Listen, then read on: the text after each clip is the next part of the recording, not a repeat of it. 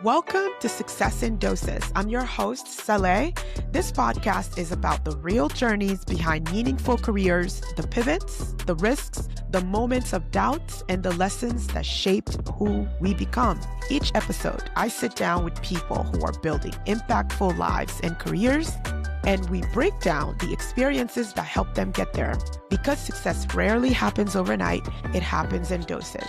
Let's dive in on Becoming on Purpose.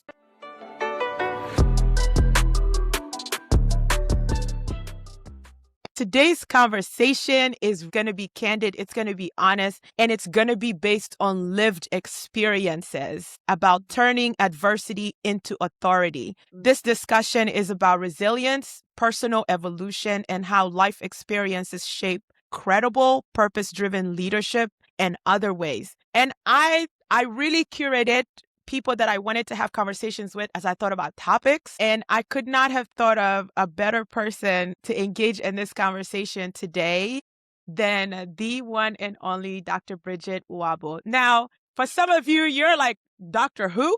Let me start with the proper introduction. Dr. Brigitte Ouabo is an advanced practice pharmacist, oncology specialist, educator, leader, dedicated to advancing patient care, mentoring future pharmacists, and advocating for the profession of pharmacy. She earned her Doctor of Pharmacy degree from Touro University, California, where she also completed a PGY1 pharmacy practice residency in collaboration with Golden Gate Pharmacy. She holds a Master of Public Health and Global Health from Loma Linda University and a Bachelor's of Science and Health Sciences from California State University, Los Angeles. Dr. Ouabo currently serves as an oncology pharmacist at Martinez Health Center Infusion Clinic and as an inpatient and clinical pharmacist at Contra Costa Regional Medical Center, where she practices across multiple specialties, including infectious disease, critical care, transitions of care, and ambulatory care. She manages pharmacist-run clinics for diabetes, hypertension, and anemia, and provides evidence-based recommendation to optimize patient care. Passionate educator, Dr. Ouabo is an adjunct clinical faculty member at Touro University, California College of Pharmacy, precepting pharmacy students in clinical practice and designing meaningful rotation experiences. She is also the founder of the Rookie Pharmacist, a platform providing mentorship, resources, and real-world insight to help pharmacy students and new practitioners thrive on rotation and their careers. Her professional leadership includes serving as president of the Diablo Society, Health System Pharmacist, holding committees roles within the California Society of Health System Pharmacists, and advocating for legislative policies that expand pharmacists' scope of practice. She's earned certificate in hematology, oncology, pharmacy, diabetes care, immunization, delivery, and teaching, and is recognized for her expertise in medication safety and clinical decision-making.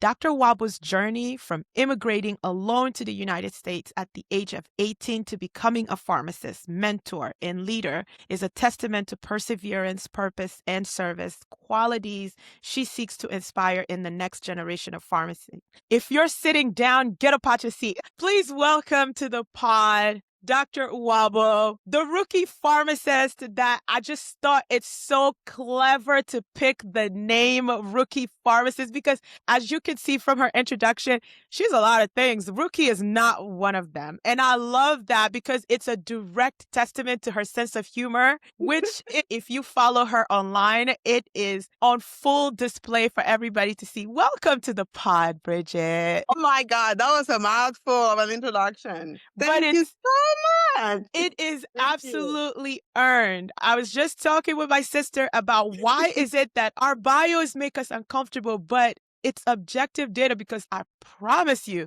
none of these things you listed happened in your sleep. They're actual lived experiences.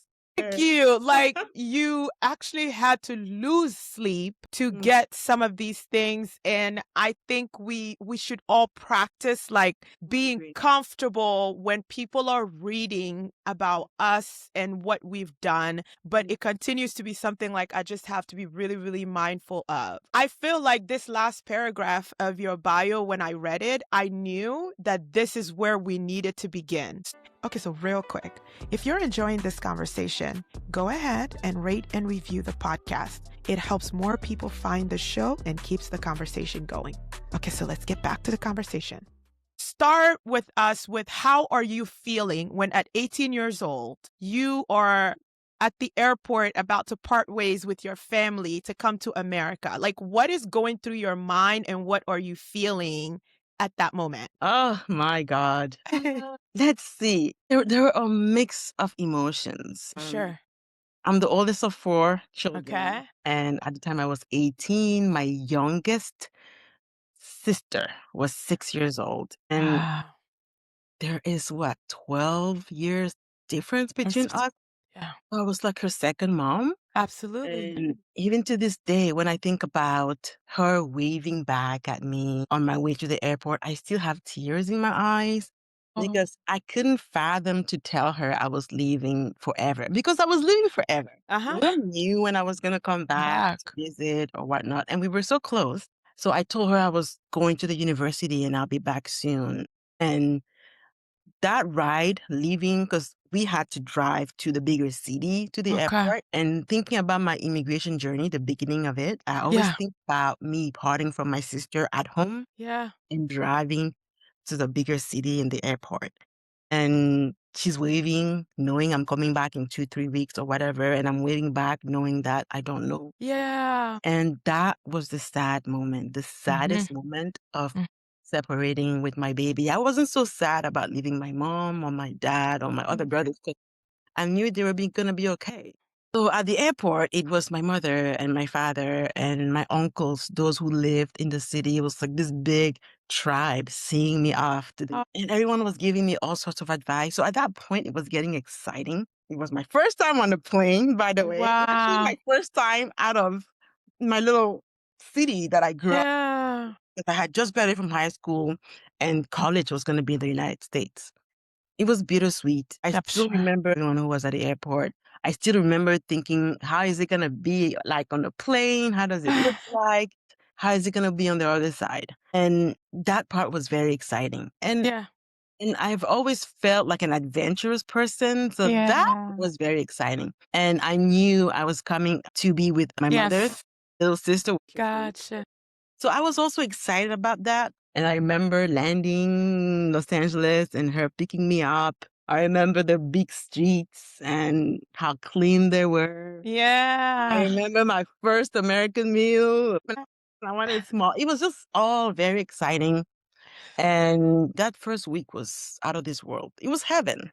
Oh. The reality really hit when I called my mother to tell her that I had arrived and we had to go back. Back then, there were no WhatsApp or I do so we had to go buy a phone card. card.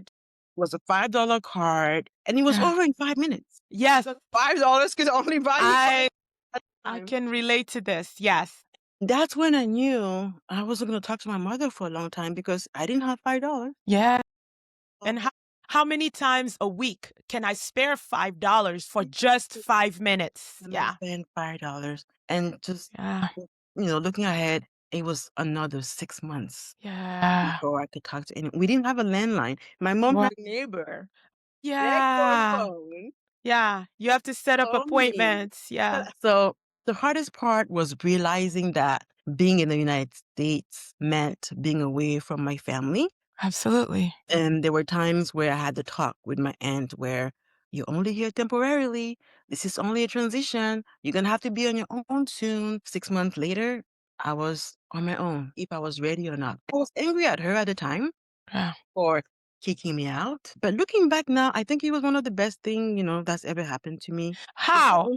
How, how is that I want to pause there for a second because that sounds like that was a painful experience that happened at that time, right? Like that's Mhm. family. That's your mom's sibling. Like you expect a certain level of protection and holding and guidance from there. But when that becomes the source of your first taste of reality, emotionally, that can really kind of dredge up a lot of things. So in that moment, I'm sure gratitude is not what you were feeling then. Wasn't. Yeah. I was feeling anger.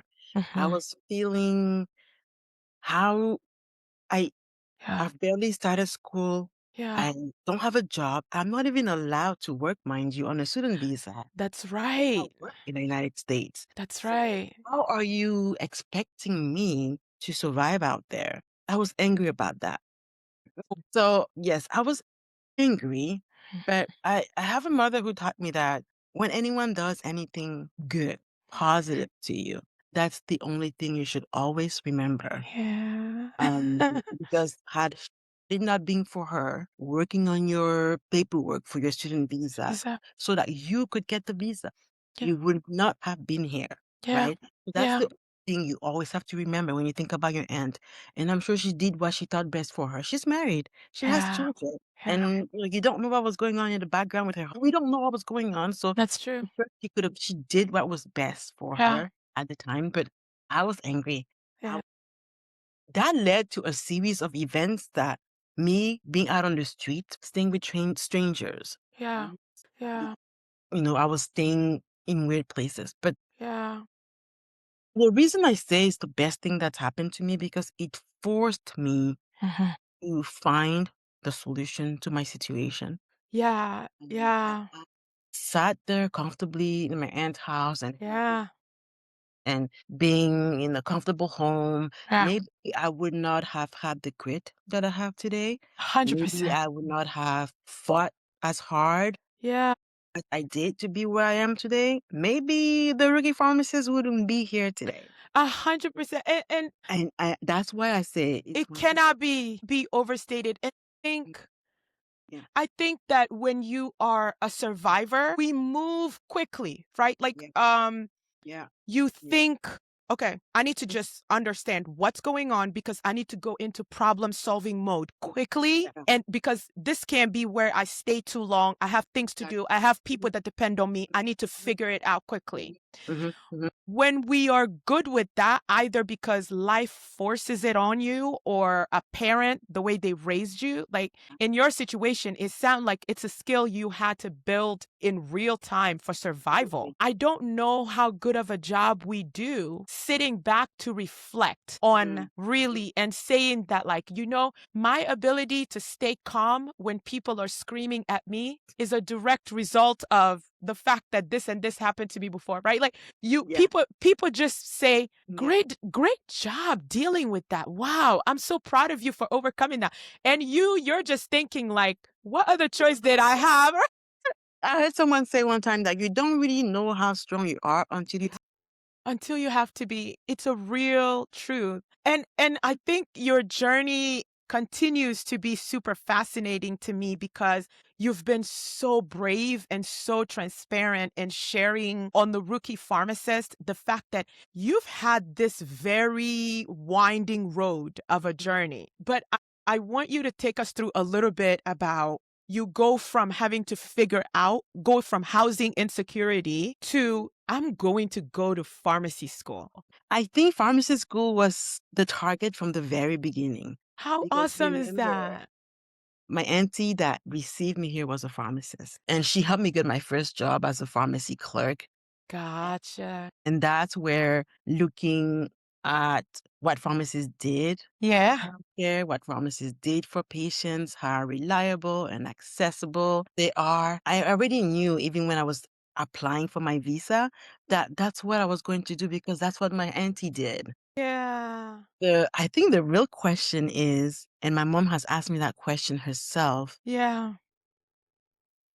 why didn't you give up? Absolutely. It's a very valid question because Yeah.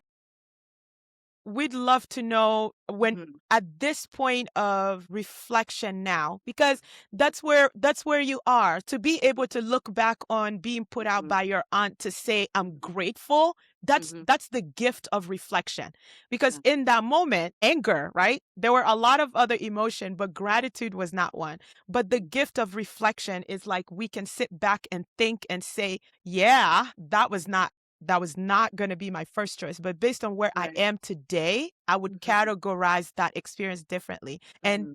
and so, to your mother's point, from this privileged point that you have been so blessed to have now, what can you identify as that thing that really kept you going and not giving up? I think the thing that kept me going was the weight of responsibility. Yeah.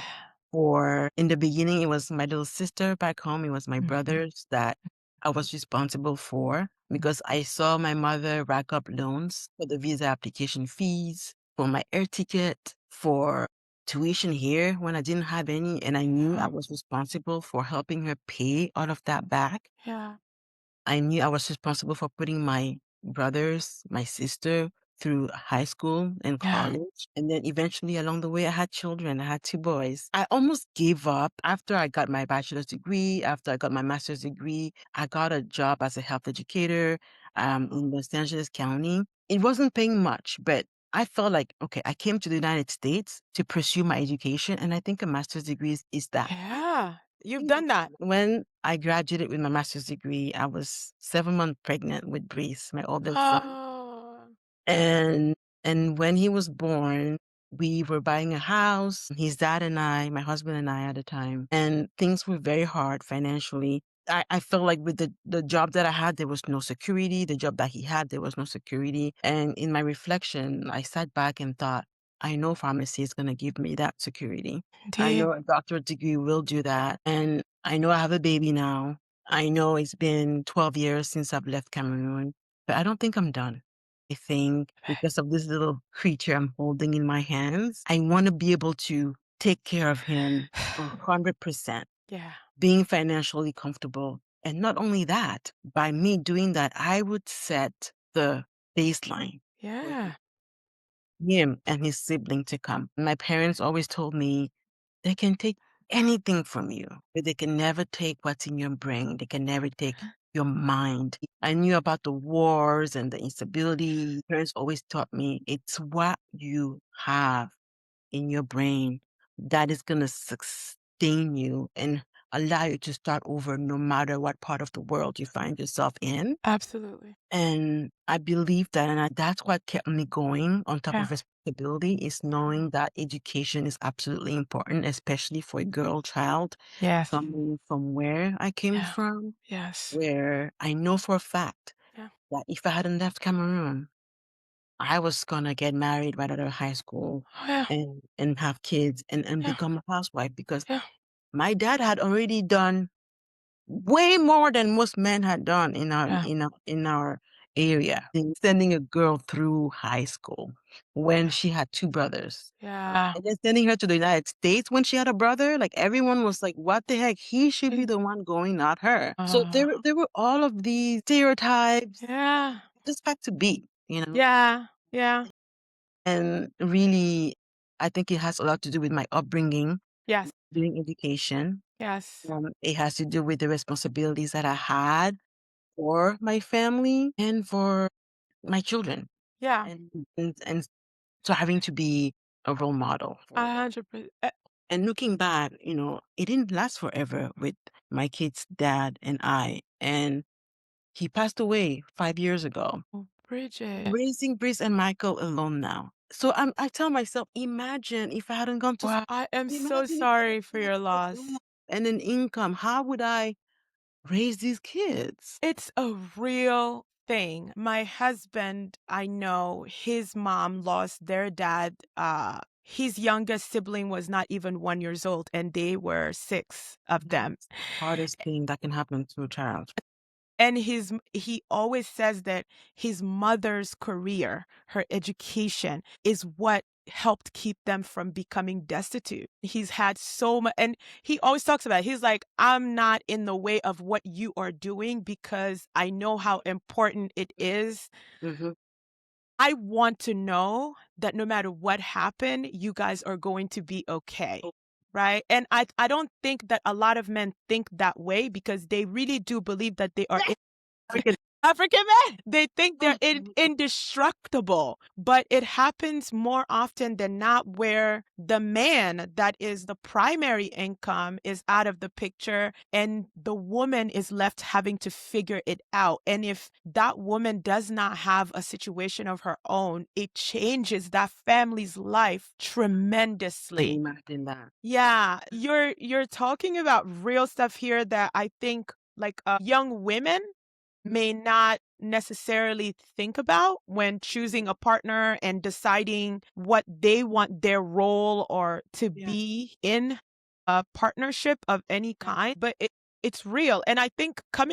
coming from Africa, when you are a girl, you are acutely aware of the Mm. fact that you Mhm. are viewed inferior. Like you Yeah. are second in Yeah. every measure by society, right? And if you're lucky, you get parents that drill it in your head like, let me tell you something about gender.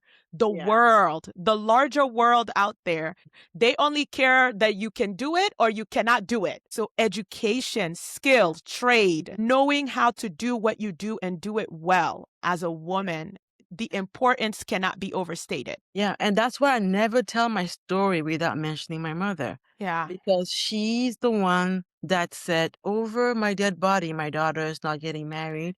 Over Yeah. my dead body, my daughter is not getting an education." Education. And but It's had that real. not been for that, I don't know Mhm. where I would be. I Yeah. don't know where I would be Yeah. today. And speaking, and this is a message very important for women, whether you're in Africa or in America, Yeah. and no matter if your husband's wealthy or not, Yeah. always have to build on your own God-given natural skills and make something out of it. I always talk about going through pharmacy school as a single mother. Yeah. Like, my kid's father passed away. I was 5 years ago. I was already a pharmacist then, but we divorced when I was starting pharmacy school because he was against that. Wow. So my first semester of pharmacy school, I'm studying pharmacokinetics while fighting in court for divorce and Force. child custody and all of that. Wow. And, Bridget. and that's why my mom always, why didn't you stop? Because Yeah. again, at that point, my mom said, I'm with you.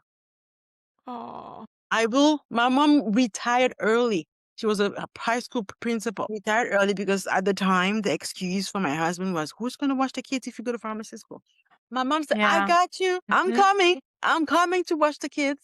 Yeah. My mom retired earlier than she was supposed to and moved over here to help me watch the kids. That still wasn't enough. It's excuses that are always going to come first before the real reason. Some men really do have a problem with a woman that wants to advance because in my head, your advancement was a win for your household. And it's a very important thing. And I don't know Yeah. how that wasn't working out in his mind. Yeah. But so with the immigration challenges, with Yeah. single motherhood, and Yeah. then now raising Two children, boys. 2 boys alone, Yeah. I think what has kept me going is wanting to be a role model for Yeah. them, wanting to show them that you just have to keep moving forward, that your challenges are not detours to your purpose, Yeah. they're actually the source of it. That's profound. That's They really actually are. profound.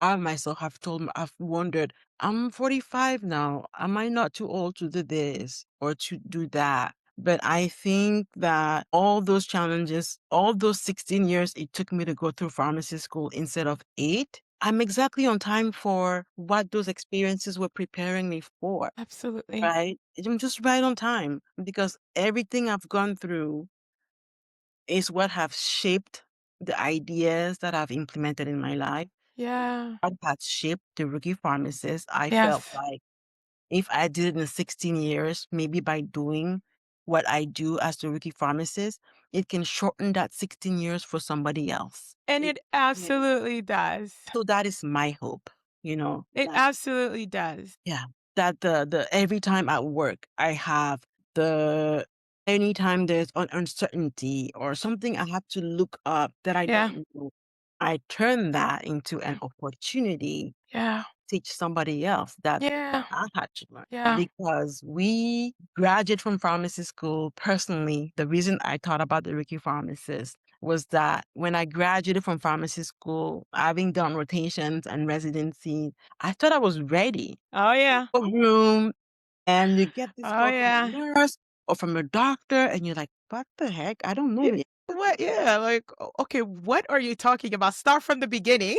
And that happened not once a day, 10 times a day. Yeah, So I started it's just keeping real. tab of all these questions. I had to look up, and I thought, you know what? Someone out there needs to Yeah. learn what I just learned. And I just started sharing it. And I think that's how, after years of thinking about it, the Rookie Pharmacist was finally came to life. I love it. And it's my favorite thing to come across on Instagram because so Yeah. I'm going to tell you a few things that makes the Rookie Pharmacist one of my favorite IG accounts. Number Tell me. 1, number 1, Mhm. everybody in my circle knows. I said I'm never dancing online. No one told me that, and it's not even that I'm a bad dancer. Like if I decided to dance, You're gonna do it. I You're would gonna kill kill it. it. I would kill it because I would probably not even dance to these American. I will dance to like Like I would that. be taking it and opening people's horizons to sounds that they don't like.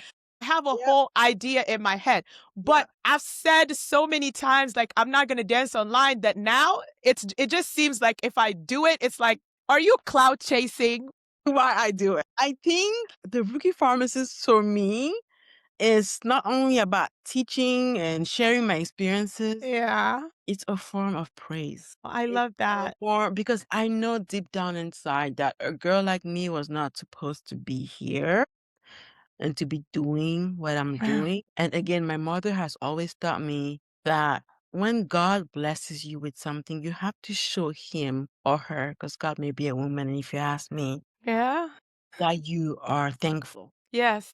that you are happy. And that's how God blesses you with more. Yeah. So people praise by singing and dancing and Mm. praying. For me, dancing on social media is really praising God Yeah. for allowing me to get here, Yeah. showing him that I'm really happy about that. I'm really enjoying being that. And I hope he just allows me to continue to do it. So it's a form of praise. I love it. Mm. I don't feel like there is a production. I feel Mhm. like you sit down, you think about how can I send my message in the most effective way? And Mhm. wherever that takes you, that's exactly how we get it. N- And sometimes you're in the IV room, sometimes you're at your desk, sometimes you're just out and about, sometimes you're dancing in a parking lot with other people. And I love how the content doesn't have this one way of how it looks, but the messaging is super consistent because you are constantly out to make sure that at the end of the 30, 45, 1 minute, we pick up one new thing that we've learned, or I've seen you do this other thing too that I think is really cool. You challenge the way we think about norms and norms. You've challenged our thinking at times and say like, what would you do? And you toss out questions, you toss Yeah. out challenges. I love it as an account and I recommend it to new learners as Thank an you. account that they should follow because I think that it's so noisy online. Yes. It is so noisy online. And I think that I've put in a lot of work and energy into like curating my timeline. But I have to do it like every 3 to 6 months because I start seeing some things that I'm just like, could not care less about this. I don't want to see this. You gotta go. You know what? And sometimes it's the noisiest things that get the most attention. It is. You must have felt this. You feel like your content is so valuable, It is. important, but it's the Does content of that doesn't make sense to you that gets the most attention. Yeah, the So things you're that right. get traction, the Mhm. things that so for me, for example, I'm always thinking value. Like Yeah. I'm thinking like whatever I'm about to post, I want it to add value Yeah, to it's supposed to be. people. What is it teaching whoever's reading this? Yes. The value-based content get very little traction.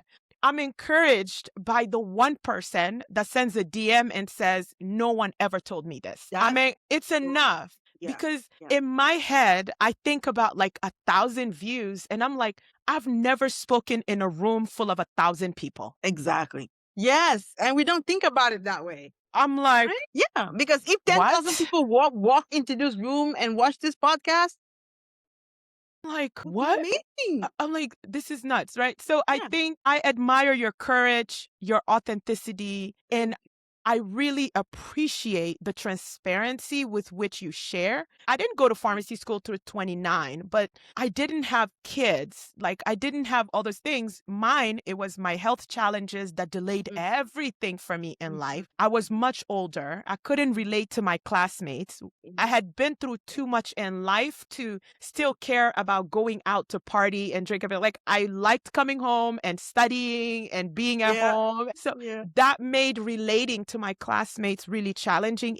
But as I've gone to more conferences and I meet people that come from other countries and start Mhm. over, people Mhm. that are in pharmacy school going through divorce, people that are in pharmacy school going through rehab, that are Mhm. in domestic violence situation, I start to have big appreciation for people and voices like you that are open in sharing the challenges of how I got here. Because my hope is that that woman or that man sees Mhm. your story and you talking about applied once and I applied again and then I had to repeat and then it took me 16 years. Like, I hope that you recognize the power in sharing that and what it can do for someone else. And you talk about the fact that it's about praising God, and I think that that's the blessing. I think that you doing that is how you give back to another person that is uncertain, that is in a household, they're sitting trying to study, and they are living with a partner that is not supportive of them going to pharmacy school, and they'll see your post and they'll realize, like, I can do this. That's the hope. That's really the point. That's Right.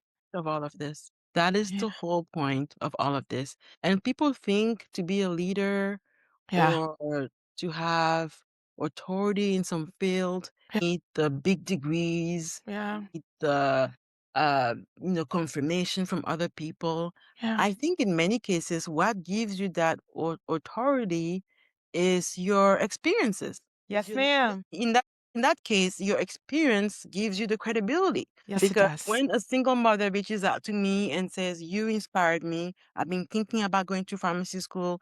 I didn't Mhm. think I could do it, but because of your story, Yeah. I think I'm gonna do it. I think I'm gonna try." So it's not because I was a big pharmacist with big Right. degrees or big whatever, but it's because my experiences were relatable to hers, Yeah, and that's what gives me that leadership authority with this particular person. it It does.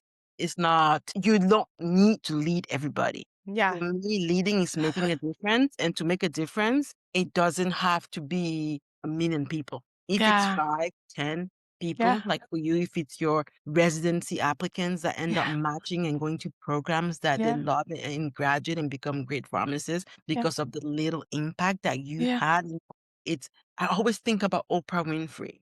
Yeah. She grew up in poverty. She grew up experiencing all kinds of trauma.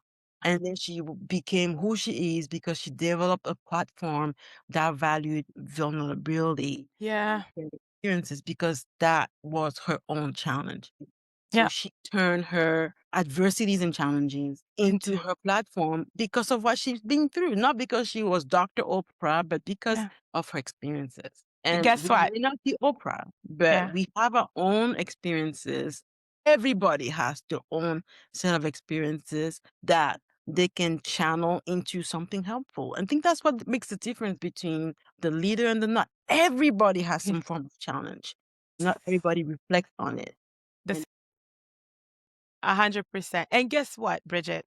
You're doing the same thing. You're building a powerful platform based on just the fact that you made a decision to be resilient no matter what the Mhm. obstacle ahead is. I cannot tell you how inspired I am by that. And also I think it's also the courage.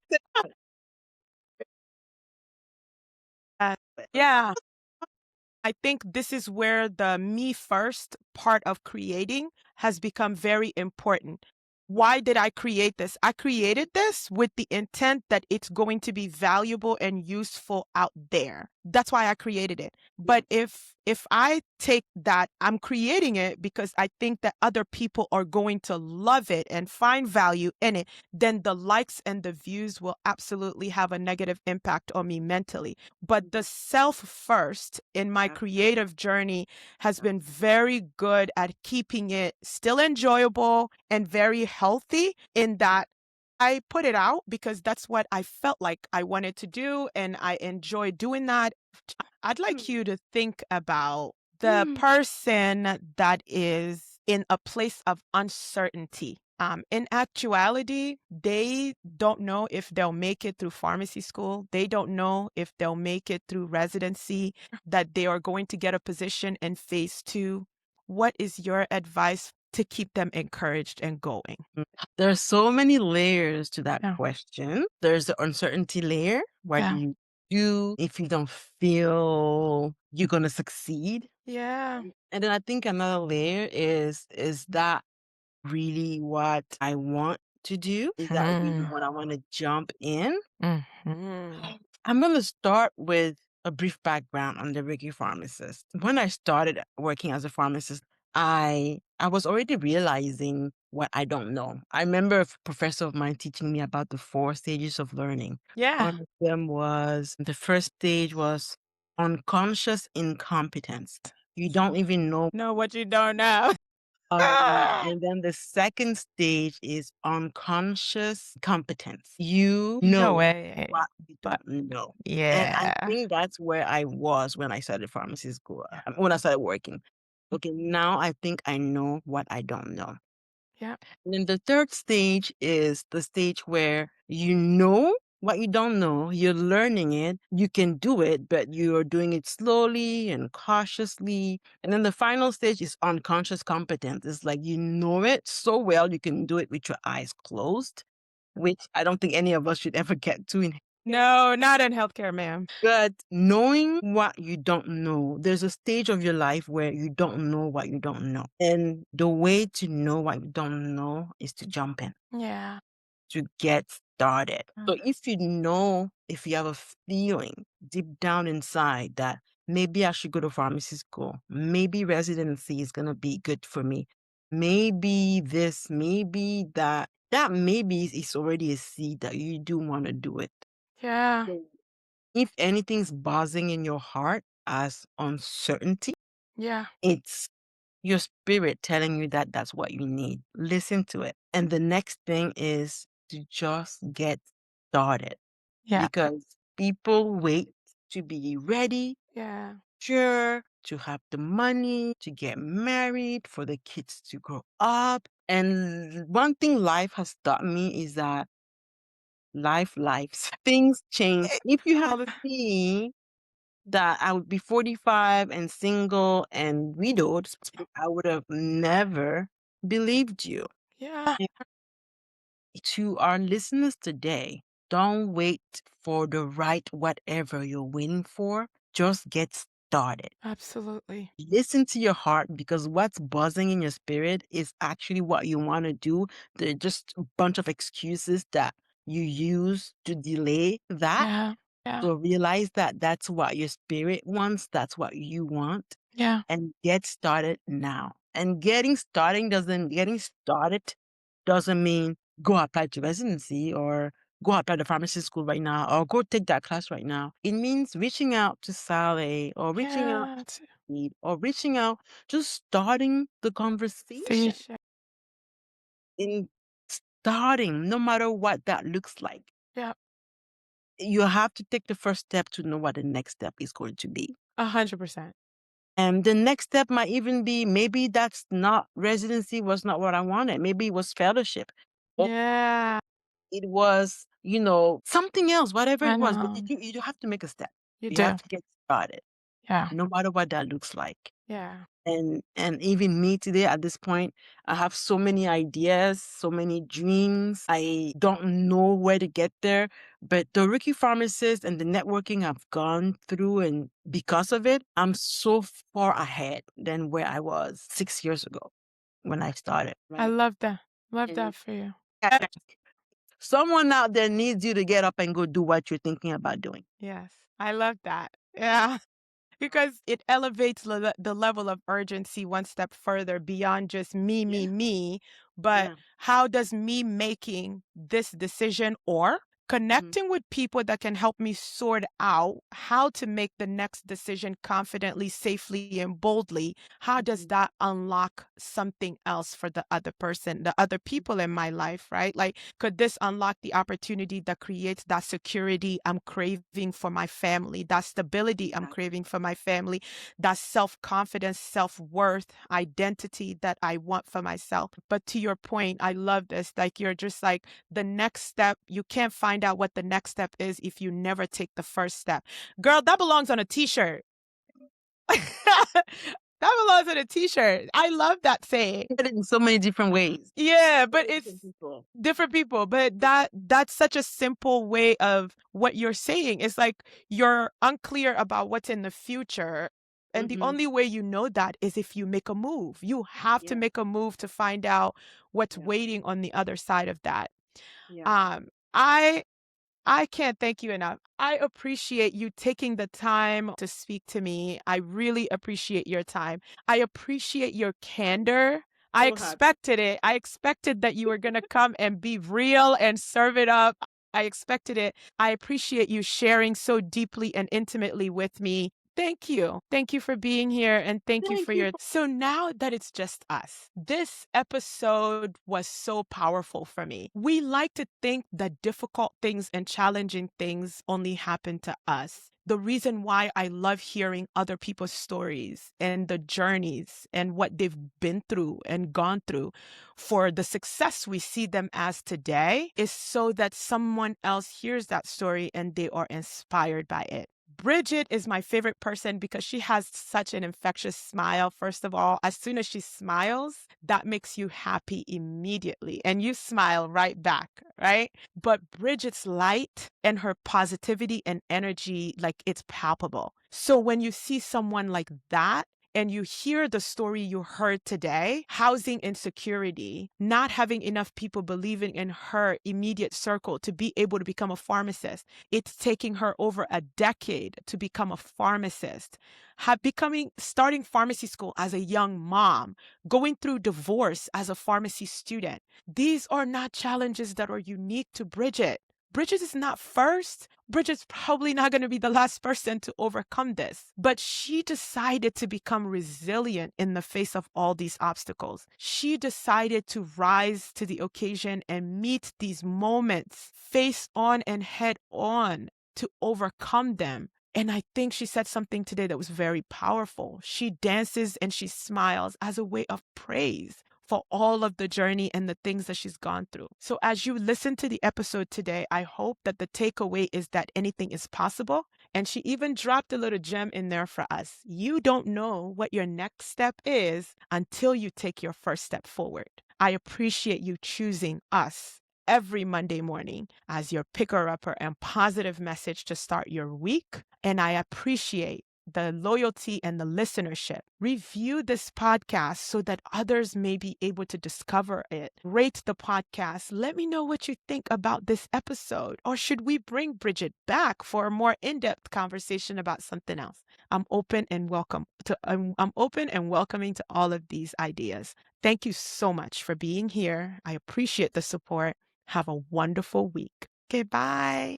If this episode gave you something to think about, something to hold on to, or even something to act on, I want to ask you for one more thing.